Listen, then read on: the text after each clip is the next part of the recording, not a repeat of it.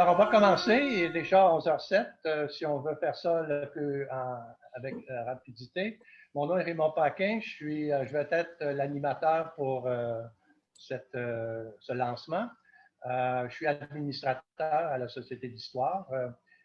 Ça me fait plaisir de souligner la présence ici de Normand Brière, notre secrétaire au conseil d'administration de la Société d'histoire qui essaie de se brancher, comme on disait tantôt. Claude Blouin, donc, qui est notre président, qui va vous parler tout à l'heure. Caroline Moïse, qui est notre secrétaire administrative. Madame Isabelle Laplante, je suis très contente, la directrice générale de la Caisse des Jardins Terrebonne, qui est notre partenaire officiel dans cette belle aventure. Monsieur Stéphane Naillet, qui est un collaborateur de toujours, le directeur général du Collège Saint-Sacrement. Merci d'être là. Madame Nathalie Ricard, qui est conseillère à la Ville de Terrebonne, mais qui est surtout, je dirais, présidente de la Commission de la culture. Et évidemment, la Ville est un de nos grands partenaires aussi de toujours. Merci beaucoup d'être là, Nathalie. Il y a monsieur Vincent Gauthier, qui est l'attaché politique du député M. Fitzgibbon. Merci, M. Gauthier, d'être présent. Gérald Gilbert, qui est le grand Manitou de la balado découverte dont on va parler tantôt, évidemment. M. Gilles Fontaine, qui nous a aidé beaucoup dans la conception de la balado. M. Olivier Brault aussi, qui nous a parlé et qui nous parle de Cleveland, comme on l'a constaté tantôt. Monsieur Ronald Dubé aussi, qui nous a été très utile dans la conception et la réalisation de la balado. Des membres de la Société d'histoire, Mme Manon Simon, Mme Hélène Bellil, Clémence Massicotte, qui est sur le conseil d'administration de la Société d'histoire, et puis Pénélope Clermont, qui est journaliste à la revue. J'espère que je n'ai pas échappé quelqu'un? Je ne pense pas. Alors, merci beaucoup d'être présent. Je vais juste lire le premier paragraphe du communiqué qu'on vous avait envoyé il y a déjà quelque temps. C'est dans le cadre de son 45e anniversaire que la Société d'histoire de la région de Terrebonne concrétise un vieux projet, celui de créer, d'offrir un attrait touristique supplémentaire et complémentaire à ce qui existe déjà sur le territoire de Terrebonne. Et on profite du mois de la culture pour en faire le lancement. Je souligne qu'un tel projet n'aurait pu voir le jour sans soutien financier. Il est présenté sous le titre « Le Fonds bourgeois de Terrebonne ». C'est un parcours historique qui est inscrit sur le site de baladodécouverte.com, dont Claude va vous parler tantôt. Ça a été réalisé avec la participation des partenaires suivants. J'ai dit tantôt la Caisse des Jardins Terrebonne, qui est notre partenaire officiel, la Ville de Terrebonne, le Collège Saint-Sacrement, Bergeron Boutillier, architecte, et ainsi que Mme Lucie Asselin, résidente de la rue Saint-Louis. Alors, je vais passer la parole à notre grand Manitou, qui a été l'âme dirigeante du projet, et ça donne être notre président de la Société d'histoire, Claude Blouin. Claude va me dire un petit mot sur les 45 ans peut-être de la Société, puisque c'est notre anniversaire cette année, le 45e, évidemment, sur le projet qui vient d'être réalisé. À toi, Claude. Merci. La Société d'histoire a de nombreuses réalisations à son compte, des événements de rue, dont les arts à la trace, au feu, aux armes auxquelles on a dû renoncer malheureusement faute de financement soutenu. C'était des activités fort intéressantes, mais gratuites pour les participants. Alors, la Société d'histoire a dû y renoncer malheureusement, mais on s'est consacré à d'autres activités aussi intéressantes qui sont les parcours patrimoniaux pour la rue Saint-François et la rue Sainte-Marie. C'est une adaptation des arts à la trace, mais en format plus réduit. Et les vendredis découvertes, qui sont la possibilité de visiter, grâce à la généreuse collaboration du Collège Saint-Sacrement, l'ancien château maçon et la chapelle Saint-Tarcisius des Pères du Saint-Sacrement, et aussi la visite de l'église et du cimetière. Alors, la Société d'histoire est très impliquée dans ces activités-là. Et ça nous fait plaisir aujourd'hui de présenter notre dernière réalisation, qui est une balado découverte sur le site de M. Gilbert. Et cette balado découverte, je vous la présente sans plus tarder. Alors, je vais essayer de faire un partage d'écran. Alors, vous êtes directement sur la page d'accueil de la balado découverte. Alors, on a donné le titre de Front bourgeois de Terrebonne, circuit historique, à la suggestion de M. Gilbert, mais notre premier titre était pour nous un peu plus évocateur pour le milieu, mais pas suffisamment pour le grand public. Alors, à la suggestion de M. Gilbert, on a retenu ce qui est plus dans le vocabulaire, là, le Front bourgeois de Terrebonne. Ça donne une référence plus directe et un circuit historique. Ça aussi, donc, il y a des mots là-dedans qui attirent le public quand on fait des recherches sur Google. Alors, le titre initial pour nous, c'était de clocher en clocher. On voulait compléter la balado découverte de la MRC qui touchait le vieux Terrebonne. Et on s'est concentré donc sur cette portion qui est très, très fréquentée en automobile, mais pas beaucoup à pied. Et les magnifiques édifices qui sont sur la rue Saint-Louis sont très peu connus, quoique ceux qui circulent régulièrement sur la rue les voient tous les jours. Alors, c'est donc de l'église Saint-Louis de France ou Saint-Louis-Roi de France, de son vrai nom, jusqu'à l'ancienne église anglicane Saint-Michael's.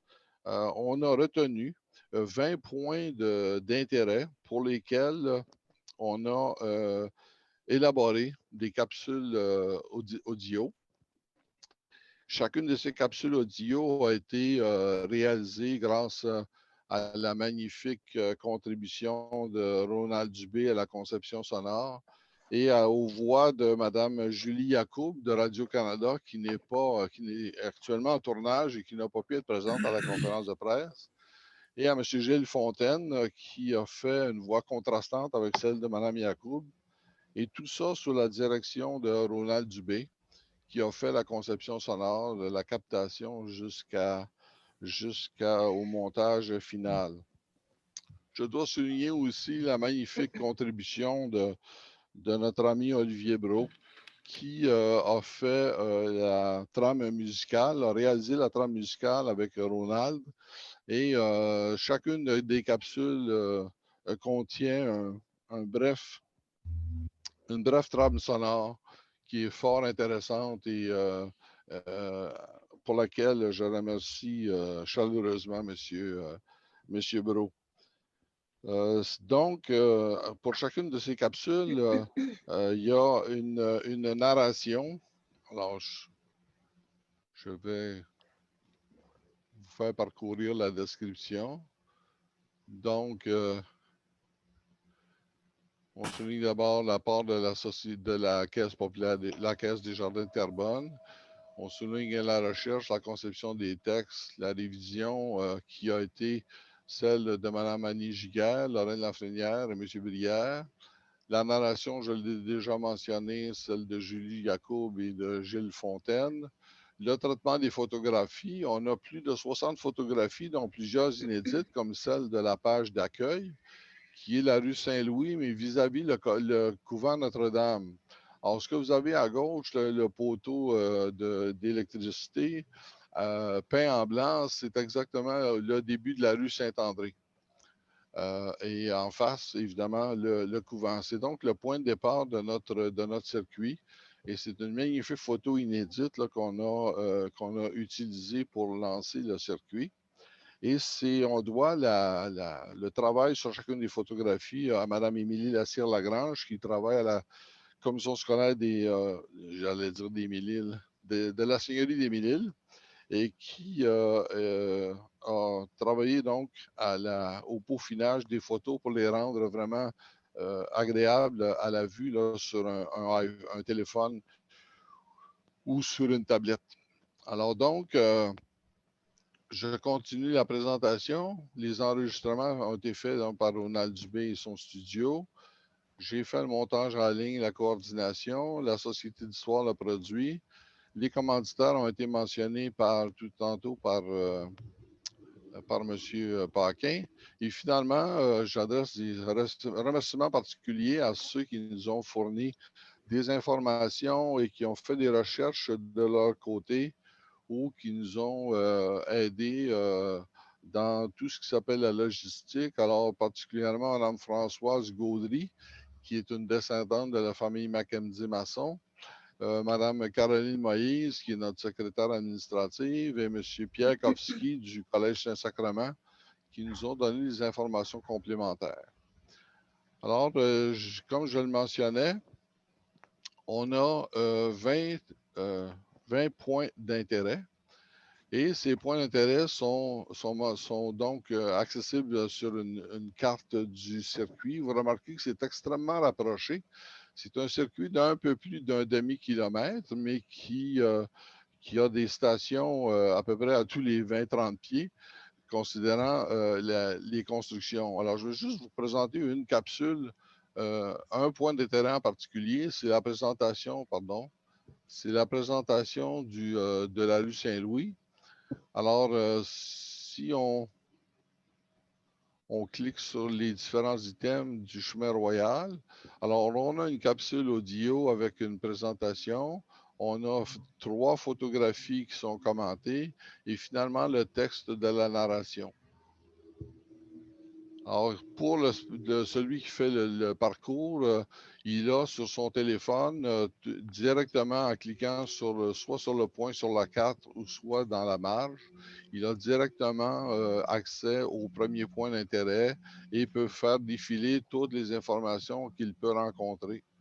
Alors, je vais vous faire écouter un petit bout un petit 2 minutes là, de commentaires pour rendre hommage à mon ami Gilles et à Mme Yacoub là, pour la réalisation. Et on a mention sur chacune des capsules, on a mention de la trame musicale et du travail d'Olivier Brault là, qui a bien voulu prêter son concours. Alors moi, je vais me débrancher de mon microphone pour vous donner la possibilité d'écouter la capsule. Nous sommes devant le couvent de Terrebonne. Au début de l'occupation de la seigneurie, vers 1704, les premiers habitants se déplaçaient essentiellement par les voies d'eau. L'été dans des barques et l'hiver en raquettes et toboggans sur la neige et la glace pour se rendre à Montréal et à Boucherville ou en revenir. Les rapides de la rivière des Mille-Îles marquaient un point de rupture de charge nécessitant portage ou halage sur la rive par les bras d'eau entre les îles de l'archipel de Terrebonne. Au fil du temps, leurs allées et venues ont tracé des sentiers, puis des chemins difficilement praticables lors des dégels et des grandes pluies d'automne. L'augmentation de la population, la naissance d'un hameau et le développement du village accroissent la circulation. L'introduction des voitures et des traîneaux, ainsi que l'augmentation des charges transportées, rendent la circulation encore plus difficile.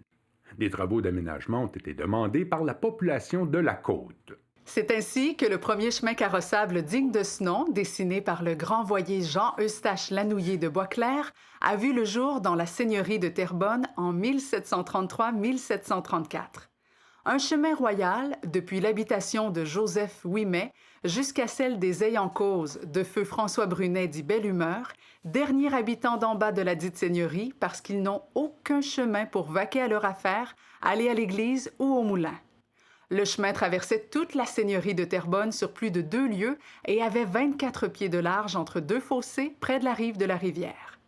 Aujourd'hui, la plus grande partie de la côte de Terrebonne, depuis la route 335 à Bois-des-Filions jusqu'à l'autoroute 25 et la rue Saint-Louis jusqu'à la voie ferrée, constituent les vestiges du chemin royal construit par les habitants de Terrebonne, sous la conduite du capitaine de milice Germain Lepage de Saint-François, le frère du seigneur et curé Louis Lepage de Sainte-Claire.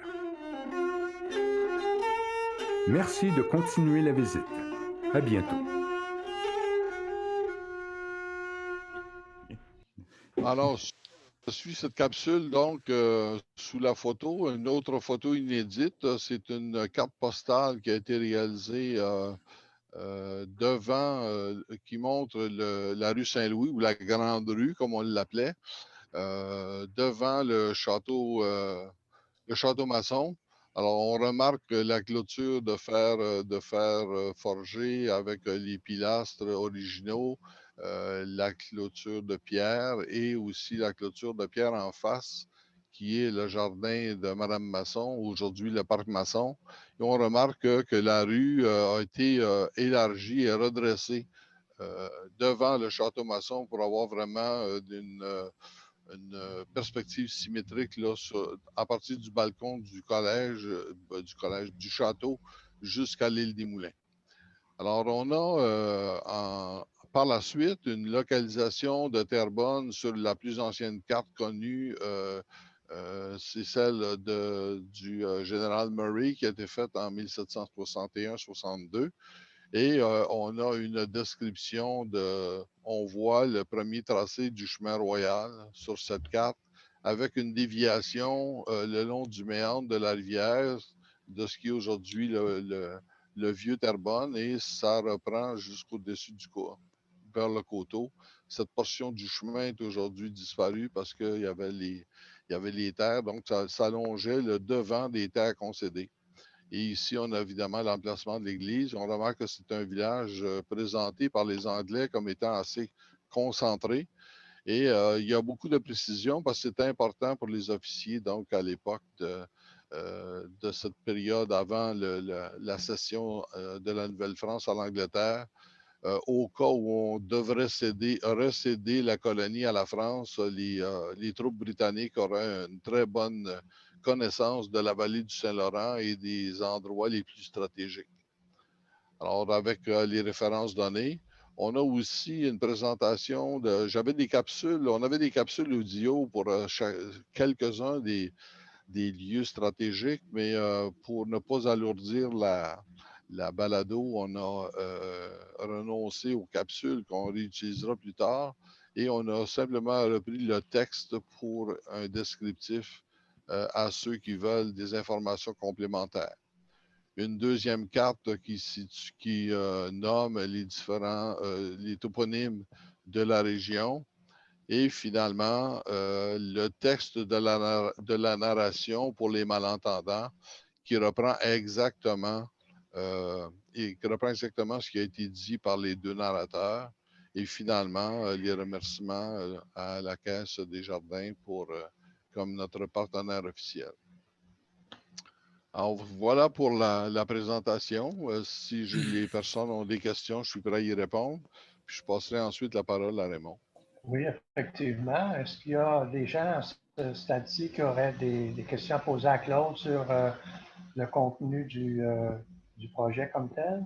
Oui. Oui, allez-y. Je me demandais, en fait, toute cette démarche-là, ça a pris combien de temps à élaborer? Quand est-ce que vous avez commencé à travailler sur le projet jusqu'à sa réalisation?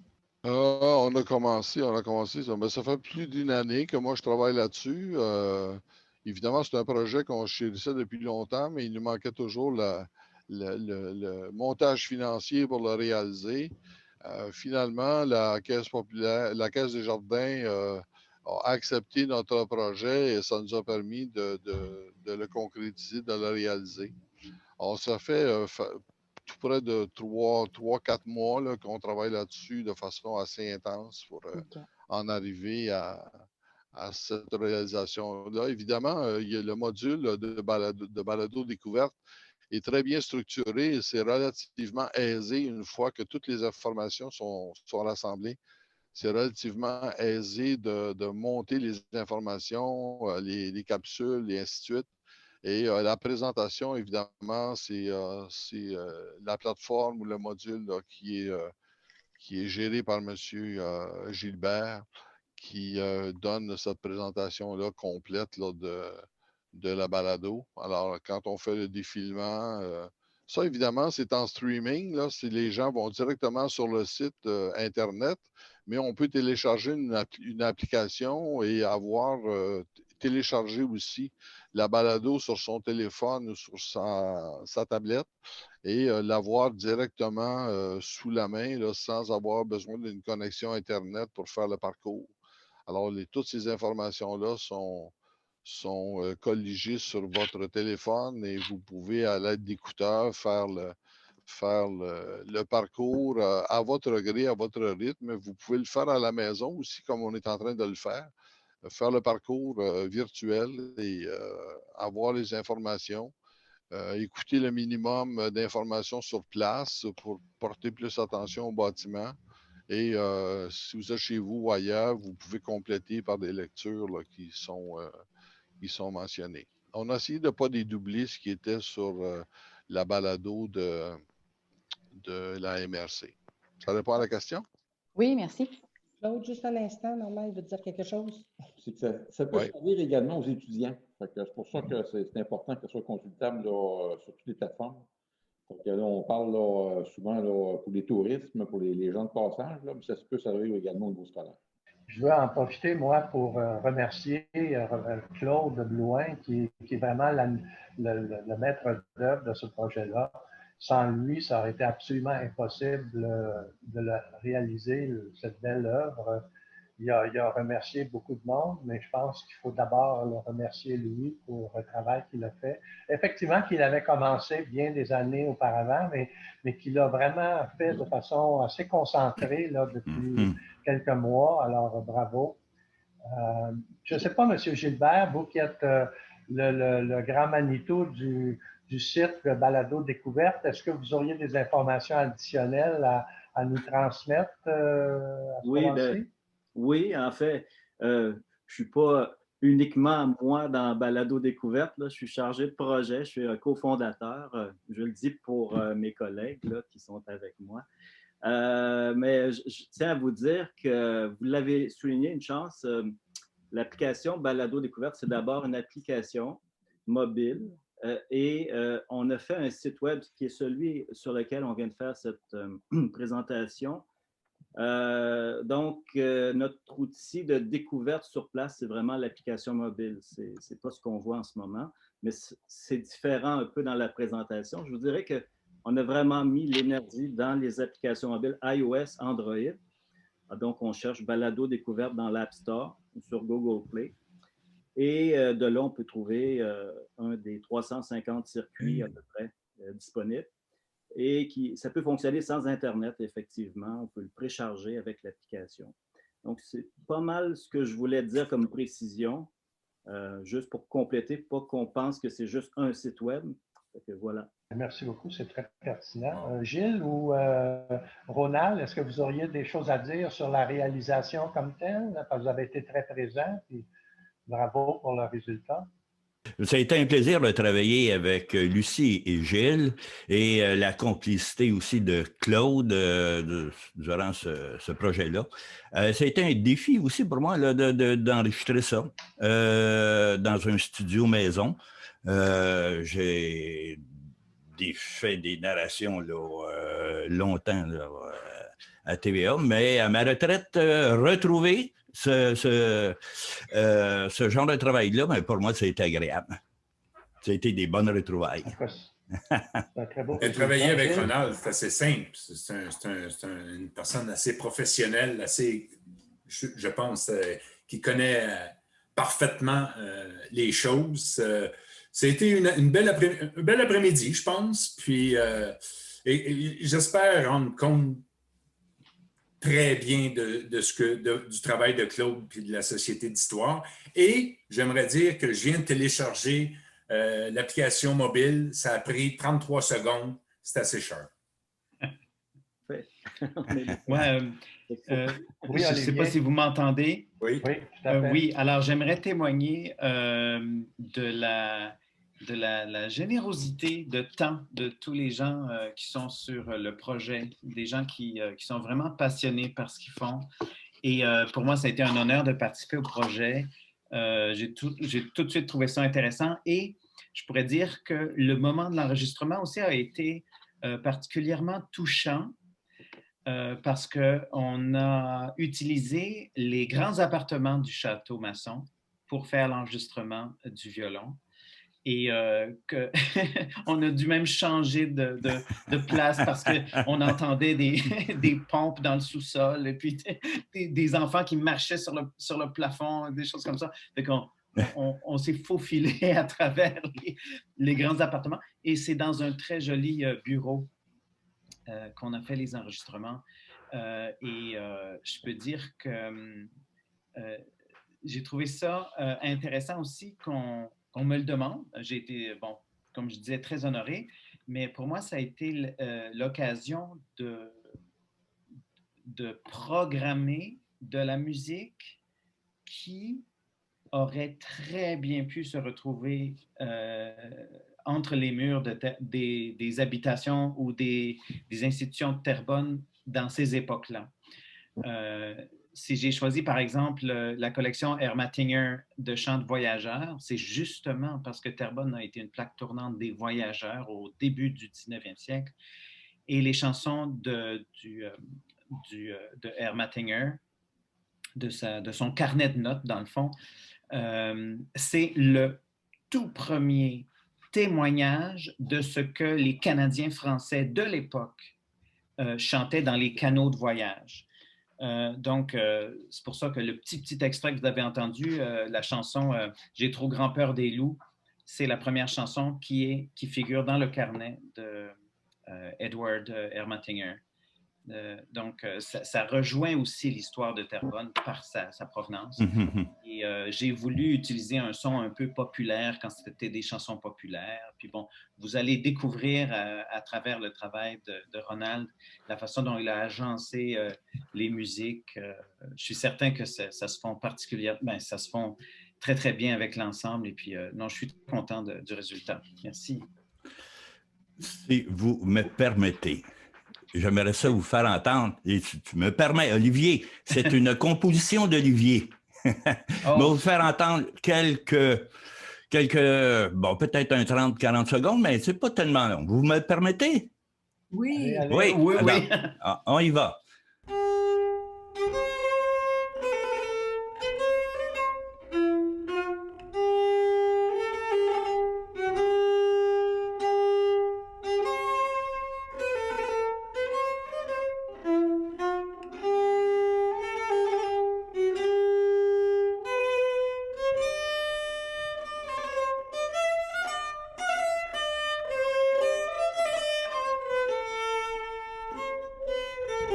Ça vient d'une chanson populaire.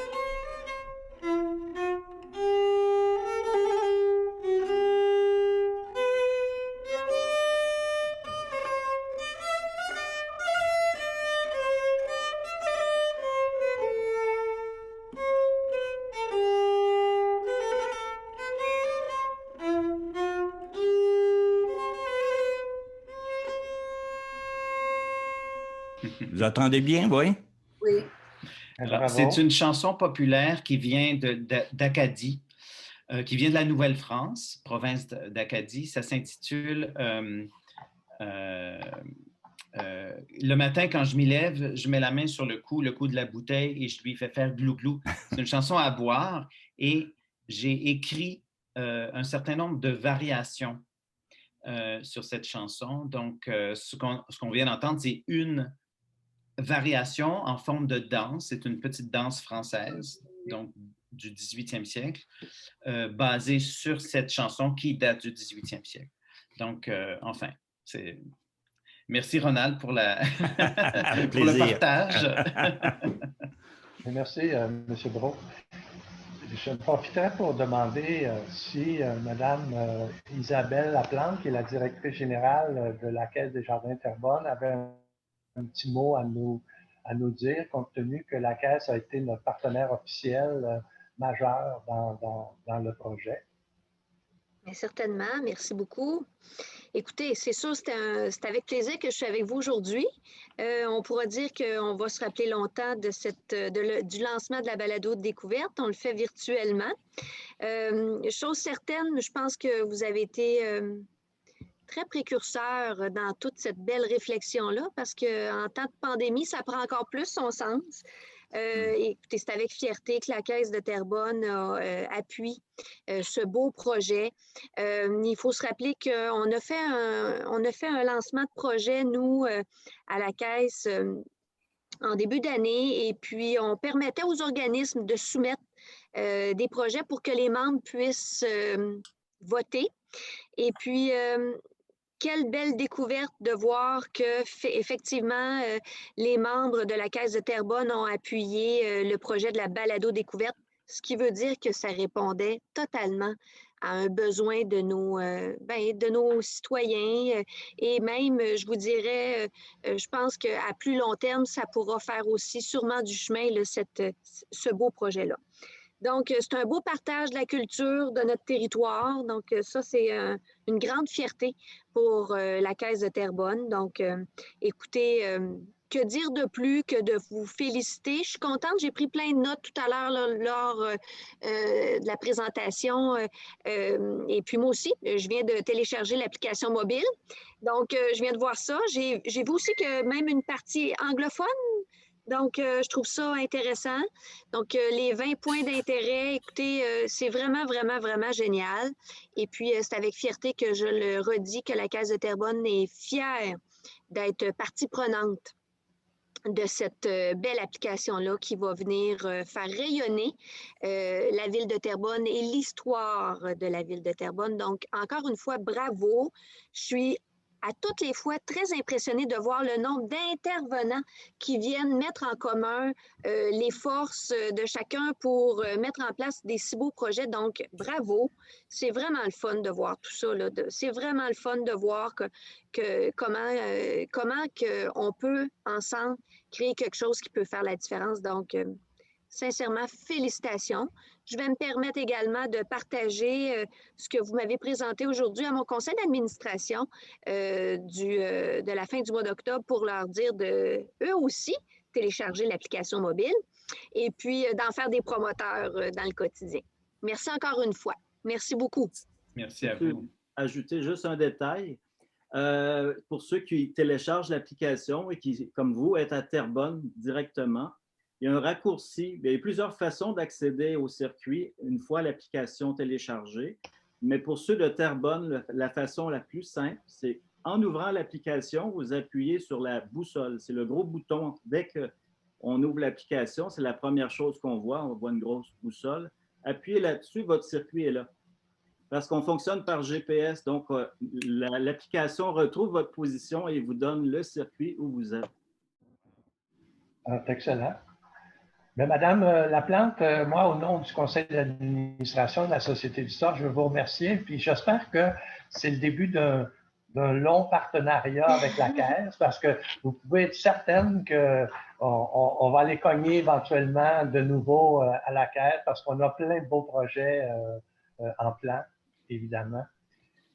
Je voudrais aussi me demander si Mme Ricard, Mme Nathalie Ricard, qui est la conseillère à la Ville de Terrebonne et qui est surtout, moi, à mon point de vue, qui est important, c'est la présidente de la Commission de la culture, si elle a un petit mot à nous dire. Oui, bien sûr. Alors, bonjour à tous. Je suis très contente d'être parmi vous aujourd'hui pour entendre toutes ces explications-là. J'ai hâte d'aller appliquer cette application à mon téléphone.